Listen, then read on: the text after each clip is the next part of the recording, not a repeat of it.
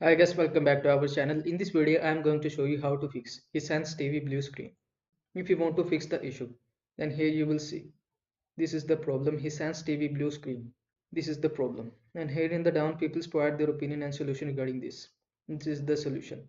On the back of our TV at least, press down the reset button and hold the exactly 10 seconds. If you hold more than that, it goes to a different process. But exactly 10 seconds.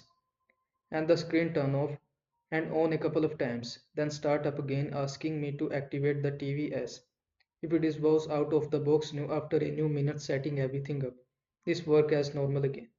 So this is the solution of your problem. On the back of your TV, you will need to press the reset button. Press the reset button for exactly 10 seconds. When you press and hold the reset button, hopefully after your problem will be fixed. That's it. I hope this video was helpful to you. Make sure to like this video and subscribe to my channel for more this type of content. Thanks for watching.